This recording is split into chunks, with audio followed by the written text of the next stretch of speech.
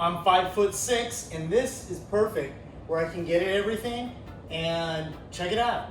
So this is my 12 by 20 steel garage. I had this thing put up for me, and I wasn't planning on putting up this lift. I was just going to have a dedicated area where I could work. And if you notice, I epoxy sealed the floor as well. And again, I wasn't planning on doing that, but anyhow, I got to that point and things just kept growing. So I ended up getting a lift as well. Here is the pump. Typically this pump, and this is the Universal Lift 2, and the same maker is the Triumph C7000, but these are both made by the exact same companies. They look exactly the same, everything's the same. My lift was delivered to work, and one of the guys forklifted it onto my truck. Once home, I really had to use my brain to get this 1,100-pound monstrosity out of my truck and into my backyard. I don't have any other footage of this process, but I used an engine hoist, lifting straps, and wheel dollies. To help you, let's go over how the lift is packaged.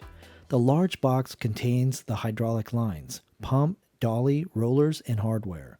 The columns are held together with metal shipping frames on each end of the columns. First, know the arms are packaged into the columns. Once you dislodge the columns from the metal shipping frames, remove the arms from the columns. This will make them easier to move. Also, the columns are base heavy, so lift and support at the base using lifting straps, and you should be able to move the column top around by hand. My last word of advice, don't be a jackass and try this yourself like I did. Be careful and good luck. Once I decided to install the lift, I checked my concrete slab and it was too thin. The requirement is 4 inches of concrete. Mine was close to 4 inches, but the included anchor bolts called for 4-inch holes without breaking through the concrete. The result? I needed footings.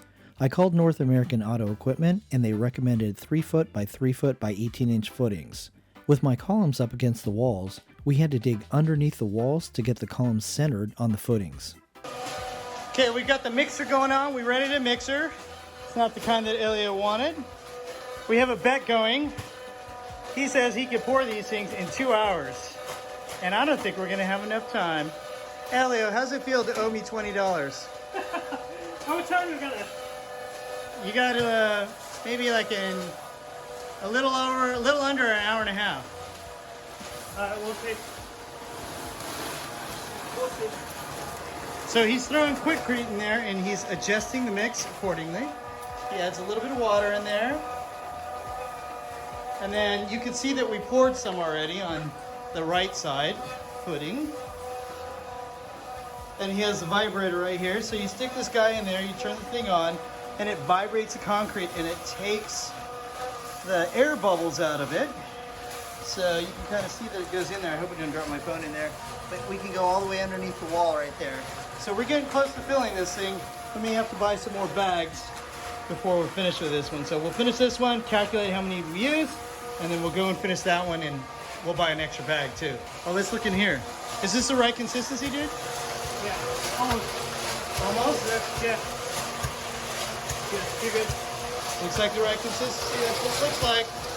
Here's the pour. So Ellie's gonna bring this thing over here with a little bit of dripping. No big. Fine, you can clean it. There we go, there we go. And you just keep dumping it in until you fill this ginormous hole up. So he turns the motor on to get it to completely spill out. And then I'm gonna take the vibrator and turn this thing on, and it should level this thing out. Should it, dude? Check that out, just level it out. Just get some air bubbles out of it too. Pretty fancy, huh? This isn't the final float, but we're cleaning her up just a little bit. We're gonna check it in a little bit and just make sure that she's looking good. Elliott's just cleaning the edges right now, but it's looking pretty good. It's getting there. Slowly but surely, it's getting there. And then here's what it looks like outside. He's gonna float this still. So he's going to level that thing out. And then on the other side, we're still working over here on the other side. We've used close to 50 bags of 90-pound Quikrete. And this one's almost full, but we're doing some stuff still on the other side. So getting there, getting there. And it's the next morning. Check that out. Got a little water dropping from the roof, but no big deal. But check that out. So here's the outside one on the left side. If you walk around, a big pile of dirt here. It's gonna be a pain in the ass to get rid of, but we'll figure that out later. And then here's this pad right in here. This is the left pad. It's pretty cool. And then let's look at this other side over here. Oh, it's got these weird dots in it, but maybe it's just curing. I'm not so sure what that's all about, but it looks speckly, polka dotty. Hopefully it's gonna cure up real nice. Let's go to the outside. We'll take the garage door. What's up? And this one looks pretty good too. And some spots on that one too. Maybe it's just the water, I don't know. I have no clue. But finish looks nice. Position the columns at a maximum of 120 inches between the centers of the columns. Standing an 8-foot column can be intimidating, but as long as you're using a friend, it won't be an issue. So we put a socket in there, and then we throw some paint in there, and then that marks it. That's a 3/8 socket. And then that's how we mark the holes. Now we'll move the bases and we'll drill. Now we're using a 3/8 drill bit, and we're using the buddy system to make sure it's straight. Now you can kind of see that we have all 6 holes, and then there's the drill that we use. 3/8 is what we used for a pilot hole. Now we're gonna come back in and do the 1-inch hole.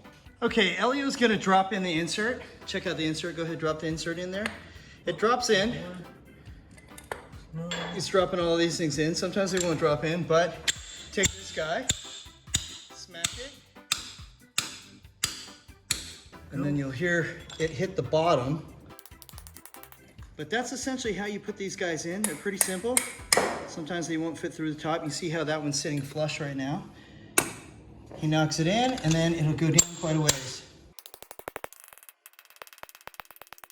And here is what it looks like all finished up. You can see how deep those things are.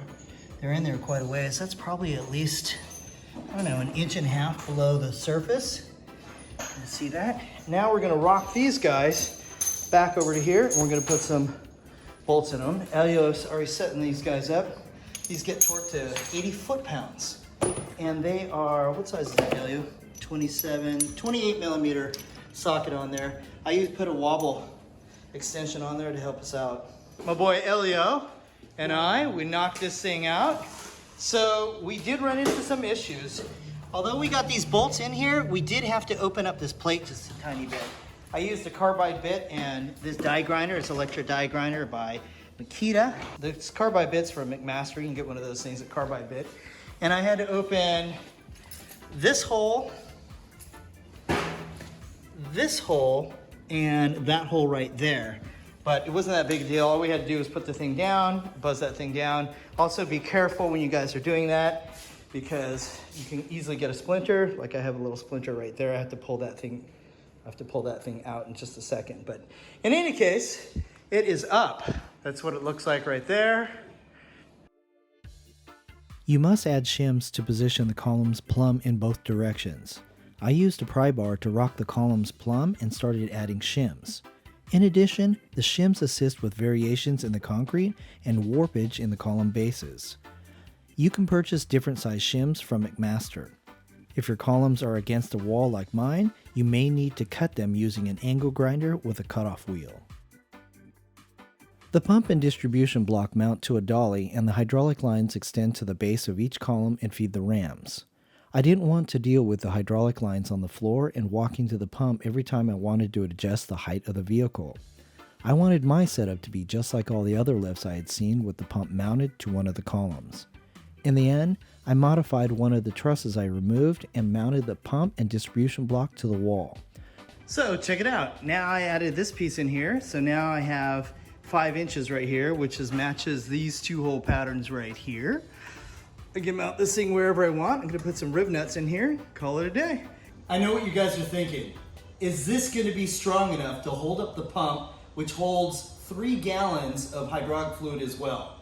I'm 5'6", 165 to 170 pounds, and so let's hang off of this guy. Here we go. That should convince you that that should be strong enough to hold up that pump. Okay, here's the setup, and I have fixed the pump to the wall. You can kind of see it right there, 4 bolts. And again, I use nut certs. These are M8 by 1.25 by 30 millimeters long. I used a little fender washer on there. And then I mounted this distribution block as well. And you can kind of see that I only mounted it on the upper sections. This doesn't have a lot of load. It feels pretty stable on there too. And look, I use this lower hole here to hang on to the cable. So this cable is going to be a little bit longer. I'll explain that in a second. So this is the line here to the distribution block. So I'm going to have to figure out how to make this thing. I have a custom one made, so it goes from here, and I'm going to have it go back and around, and it's got to connect to this side. So it's got to be a little bit of a run, and I guess I'm going to have to figure that out. So maybe a 90 out of here, come down, come across back beneath, and another 90 over here just like this. So we're going to make a note of that. Now, this side of the distribution block will go to, you can kind of see it all wound up right here, will go to this particular column. This guy, you can kind of see where the line goes. It's going to go up and over all the way around over on this side to that ram down at the bottom on the back there. So what I'm going to do is I'm going to use an extension cord, and I'm just going to maybe attach that right here, tie wrap it, and I'm going to run the route, tie it all the way up and over just like I said, and then we're going to have custom cables, 2 cables made the exact same length. Obviously this side, since it goes to this guy right here, it'll have to be all bundled up right here. So anyhow, that's where we're at, and let me measure this stuff and figure out what the length is. So we finally dry fitted this hose right here. This is the new one that's 413 inches long. And I kind of wanted to put like a little service loop in here, so you can kind of see that it goes down and then it goes all the way up here. I still need to put some tie wraps on that guy, or cable ties, what do you want to call them. And then you could see that it goes up and over. Just cable ties. I'll put some more on this vertical one, and check that thing out. It is dry fitted right there. Okay, so to install this guy, I don't know what it's called, but it sticks on top of the ram right in this section right here. But sometimes the chain is kind of hindering you from doing that. So what you have to do is you have to raise this purple guy, you have to lift it up. It may get stuck a little bit, so I had to use my pry bar on this particular one. This guy over here raised up real nicely, and then you can see how it fits in. You just put it on top of the ram, put the chain over it, and then to let this thing down, you just have to lift it up a little bit, pull this guy, and it'll go back down. Oh, the other thing I did was I added some grease into the bottom of this thing. I just used, whatever multi-purpose grease, wheel bearing, trailer crap, whatever you got, just put it in there so that way it doesn't rust. It doesn't read that in the instructions, but anything metal to metal, might as well put some grease in here. So something I noticed was this collar is off just a little bit. This collar is supposed to be wrapped around here, so I think I'm gonna have to do some modifications to it to make it look right. Let's look at the other side. I'll show you what it's really supposed to look like. It isn't supposed to be loose like this. See, that's what it's supposed to look like. See how it's straight in this section right here? And it wraps totally around the top of that guy. You can kind of see it over there too. So I'm not so sure how I'm gonna do that. We're gonna have to do a little modification. Look what I found. I have these 2 long pry bars. I think this just may help us do what we need to do.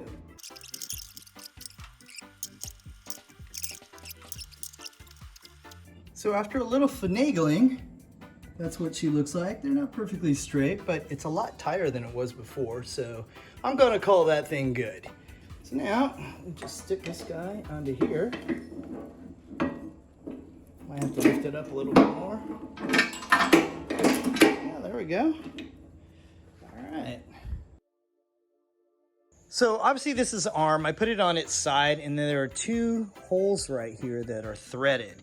And those threaded holes need to have the little tiny bolts in them. You put these guys in there.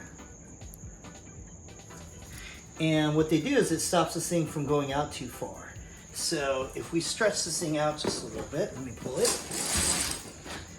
If you pull this guy out a little bit, it has a little stopper. they welded that thing in there. So once you put this thing in there, it stops it.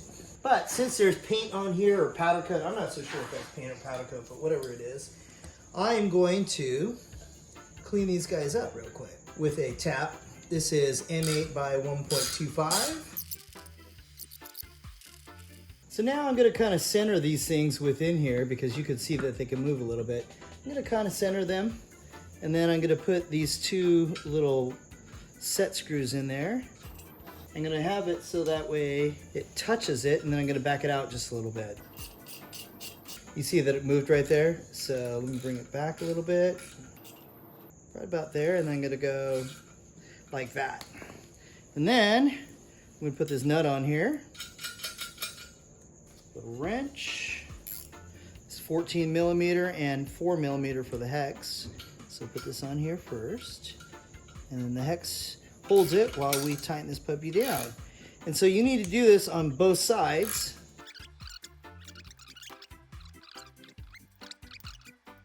And here's what the finished assembly looks like. Look, there's two on this side, and there's two on that side, and that stops this thing from coming out too far. And let's see, it goes like that, and see, it pulls it through. Pretty snazzy.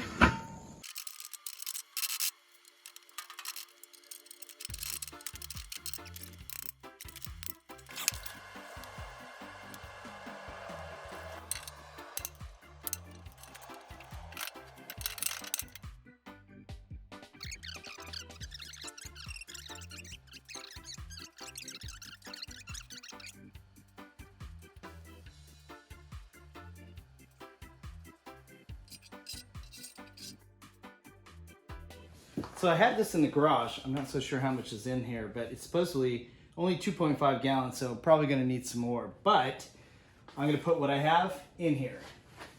I believe the vendor said 3 gallons. Yeah, that thing's way up there. It feels pretty good actually, so that's nearly at the top. Maybe when this thing starts going, it'll actually get to the right level. It's too full right now, but we still gotta get fluid into the lines. To bleed the system, I raised and lowered the arms about 5 or 6 times. Once the air is out of the system, the arms lift relatively at the same speed. It is important to monitor or listen to the clicks as the arms raise. They should ideally click at the same time, but will most likely click one after the other, slightly. If the clicks get noticeably too far apart, raise the vehicle to where both arms are above a lock and then lower to that lock. Then begin raising again, and they should synchronize better. When lowering, if the arms are too uneven, raise the vehicle to the next locks above, lower to those locks, and begin the lowering process again. According to North American Auto Equipment, the arms will never raise or lower equally like other lifts because the Universal 2 design doesn't use leveling cables. It's the price you pay for a clear space between the columns at the top and bottom.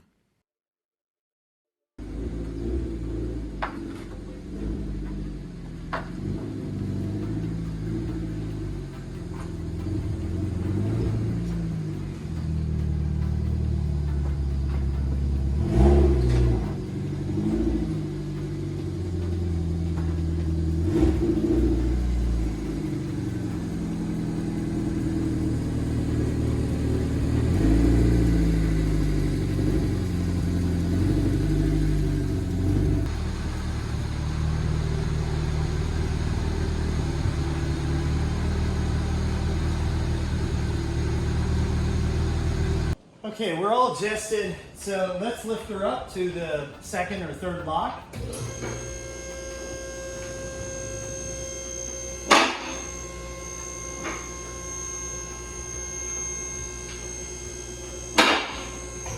That was the second lock. I'm gonna bring it down, rest it, and then I'm gonna give it a little jiggle here.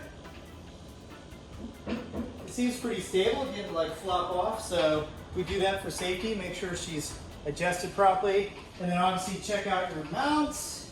That one looks good, that one looks good. Let's check over on this side. Everything looks good. Let's take it up.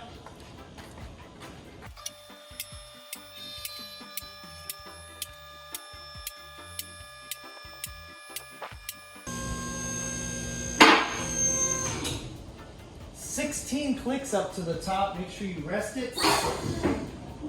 Let's bring her back down.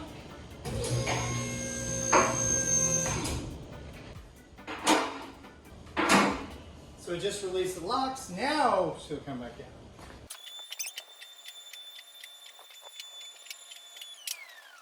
And she's all the way on the ground.